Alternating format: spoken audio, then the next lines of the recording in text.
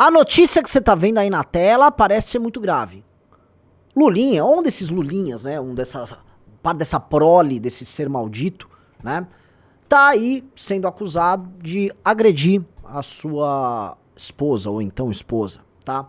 Deu uma cotovelada nela, deu porrada, tinha uma relação abusiva. Foi alvo aí de uma denúncia. E aí começou não um cancelamento, mas um denuncismo contra ele, tá?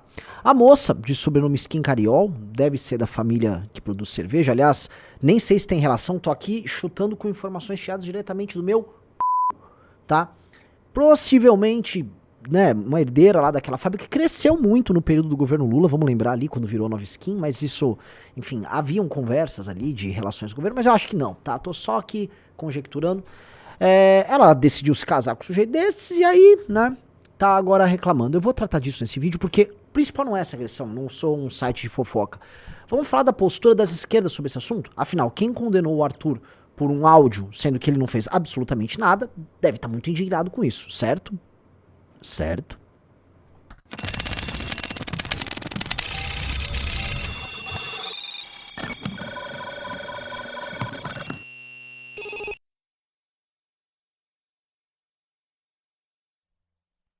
Amigos, antes de continuar, vamos lá. Olha só, tá acabando, tá? A gente tá no final aqui dessa valete que é histórica. É histórica por diversos motivos.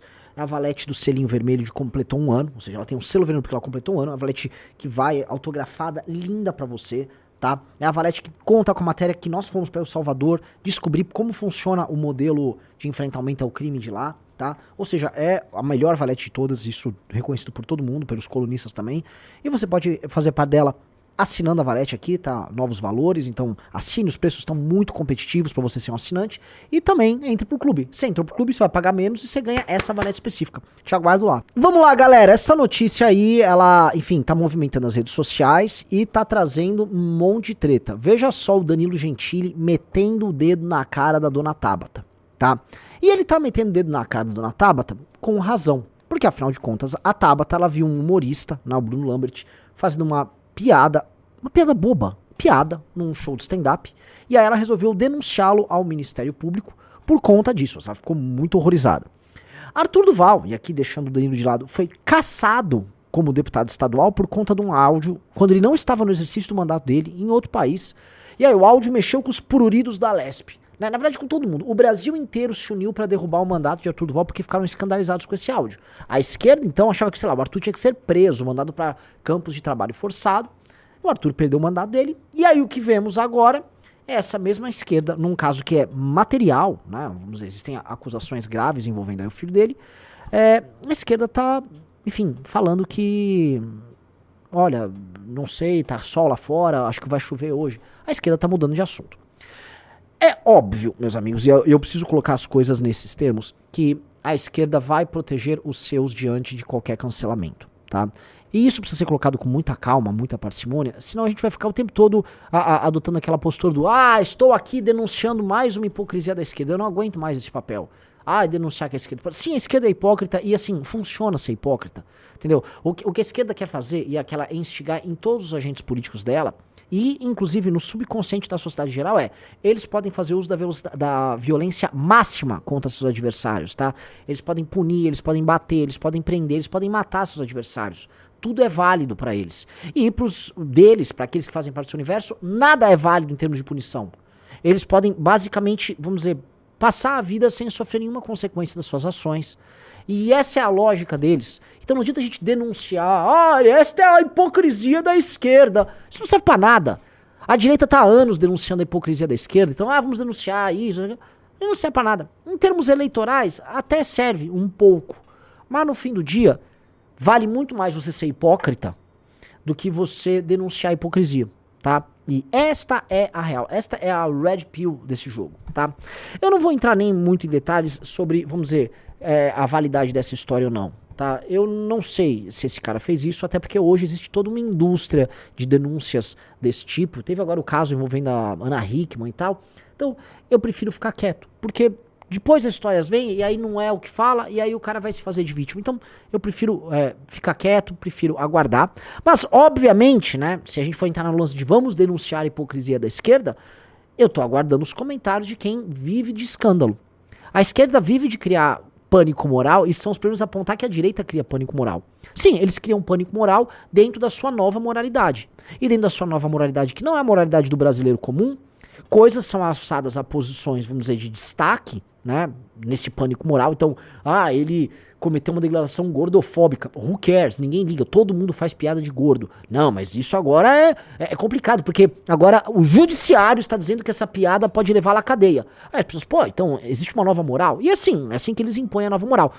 Então eles criam um pânico moral na imposição de uma nova moral que passa a ser validado pela justiça, porque começam a existir teses que saem da academia, que são válidas pela justiça, e é aquilo que eu sempre falei pra vocês, é a famosa catedral, tese do Curtis Yarvin, que aliás tem um belíssimo documentário do Clube MBL foi feito sobre isso, e aí recomendo, esses grandes temas são discutidos na revista Valete e no Clube MBL. Então você quer sair desse meu vídeo e falar, pô, eu quero aprofundar? Não é todo mundo que vai fazer. Dos milhares que vão assistir esse vídeo, às vezes 100 pessoas vão falar, pô, eu quero aprofundar, e eventualmente é você. Aprofunde, tá? A galera que tá no clube tá num outro nível, tá num outro patamar de discussão, e esse é um patamar de discussão das pessoas que vão formar as opiniões, tá? Então, bora, é barato, bem barato, R$1 por dia, vale muito a pena. Mas voltando, retornando aqui à discussão maior, tá? Nós ficamos, nesse sentido, olhando essa imposição da moral deles, e na moral deles, né, alguém que, dentro dessa lógica, comete uma blasfêmia ou comete um crime dentro desse código de conduta moral, caso seja de esquerda, terá sua pena abrandada ou o caso simplesmente não existirá.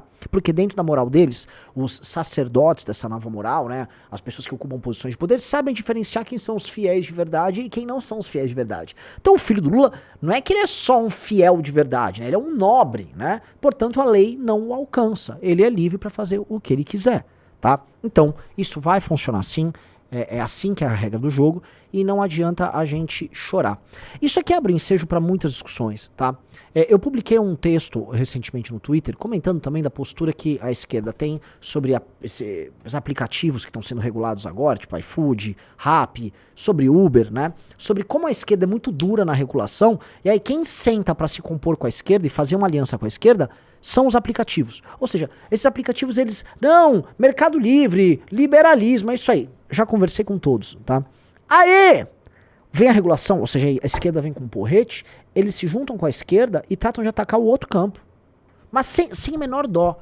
Por quê? Porque a esquerda aprendeu que a demonstração de força e o uso da força vale mais a pena do que qualquer coisa. Enquanto que a direita fica com essas premissas.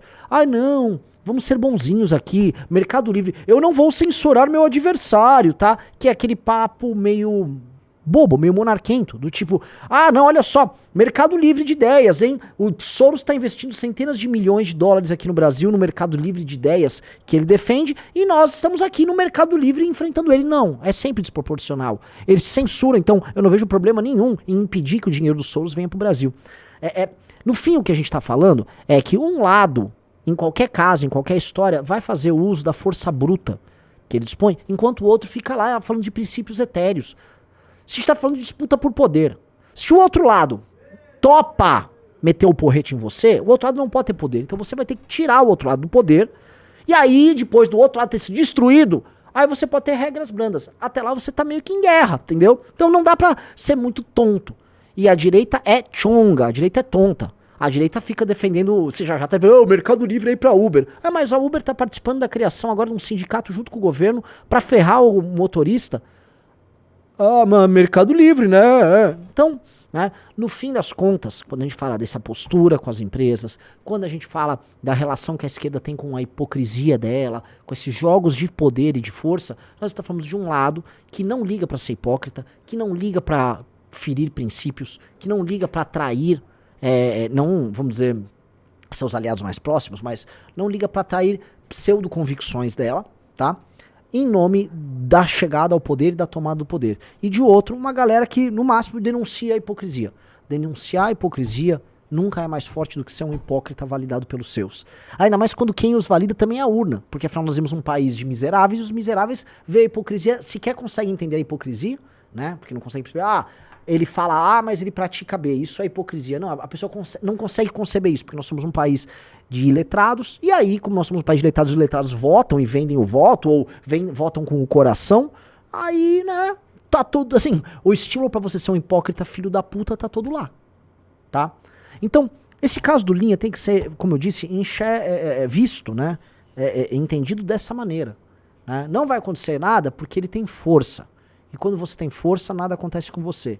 E se for com a Arthur, ou se for com qualquer outra pessoa que não é do campo deles, vai acontecer tudo, porque não tem força. Então a discussão é, quando nós teremos força? É aí que tá o game, tá? E quando a gente tiver força, a gente vai ter que ter força mesmo e não vai ter que ter dó dos adversários.